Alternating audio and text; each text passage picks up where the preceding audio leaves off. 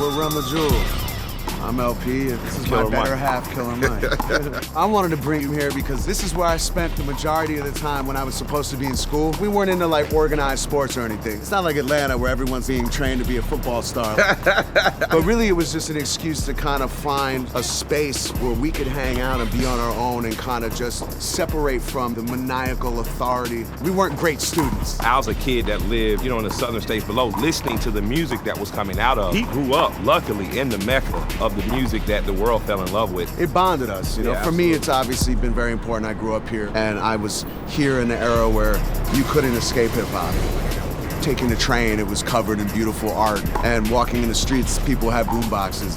Having a connection to the way that the city felt and looked during the time when that music was being made, it was very different.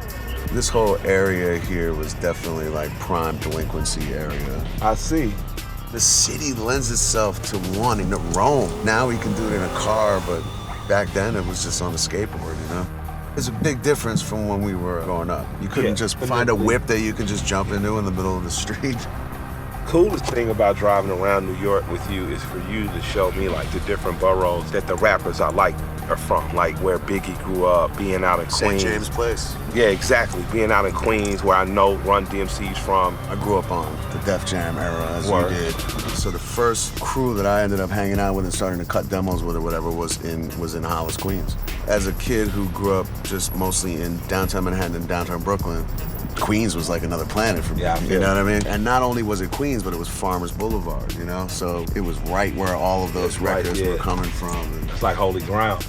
at a certain point, our influences matched up very directly, and they were both New York. You took those influences and created something completely your own. So you come back to me with your version of how you grew up. Literally every record that we do is a collaborative effort. Yeah.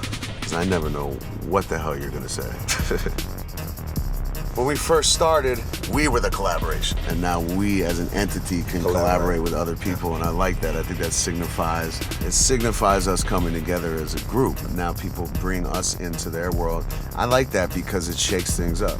Driving around New York City, I can point out 1,000 ways that it's not the same New York City that when I was a kid, but I'm not one of these people that gets freaked out by the change as much as I'd like to remind myself of what it is, what it was. And, all of this was, it was just so different, man. I can still see it. So what's up with this neighborhood? This is Manhattan Avenue. Gotcha. This is exactly where Williamsburg and Greenpoint meet. That's where I'm taking you to Frankel's, which is right on the corner. You're getting a treat, my friend. So we try to get like a little bit of the lean, a little bit of the fatty stuff all. Amazing. It's like me and Elden, a little lean and a little fat. Watch how beautiful this is. Yeah. Bang. This is worth the ride to Brooklyn. That's the best pastrami I've ever had in my life. As a kid who's not from New York, but just grew up on New York and hip hop, this is what I heard about in raps. Riding around with you today, seeing the handball courts coming across the bridge, like I feel like I've seen in New York from your growth, you know what I'm saying?